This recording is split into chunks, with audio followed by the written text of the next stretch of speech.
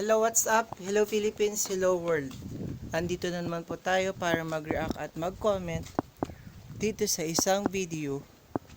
Tungkol naman ito dito sa galit na galit natin na Senator Bato de la Rosa.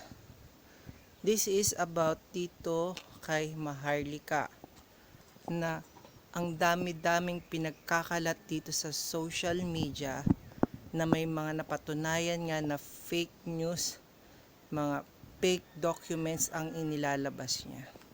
So isa lang ang masasabi ko.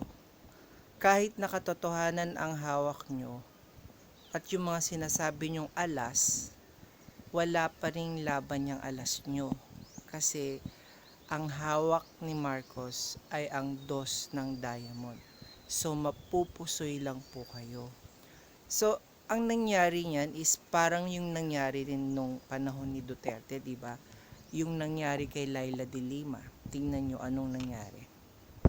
Sa dami-dami ng nangyari, maraming katotohanan ang naitago, pero lumabas lang ang totoo ngayong kay Marcos na. So pakinggan po natin.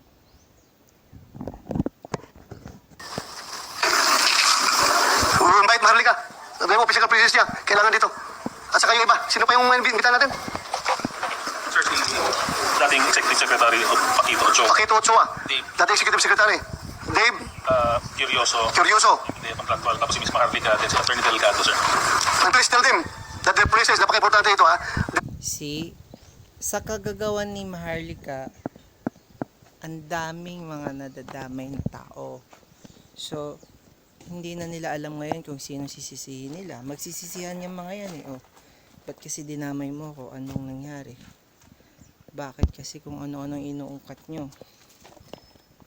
Wala na tayong magagawa dyan. Sa tingin ko yan, ang nangyayari is parang sacrificial lang. Nangyari din naman yan yung nung panahon ni Cristo, di ba? Tingnan mo, lumabas ang Judas. So, sino nga ang Judas ngayon sa inyo?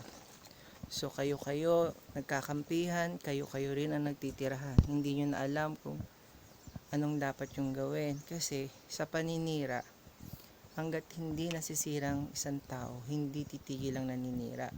Ngayon, unahan na lang kayo. The presence is very much highly needed. At kung kinakailangan, I will issue sampina for them to comply with that order. At kung hindi, we will issue warrant of arrest against them kung ayaw na pumunta dito. See? So, ano ngayon, Maharlika? Ikaw na ang susunod kay Kibuloy na padadala ng warrant of arrest dahil din dito sa mga kasinungalingan pinagkakalat mo.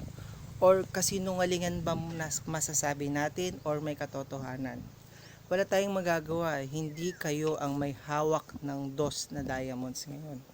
Alas lang ang hawak nyo. So wala pong magagawa yung alas nyo kahit diamonds pa po yan. Pusoy kayo ngayon.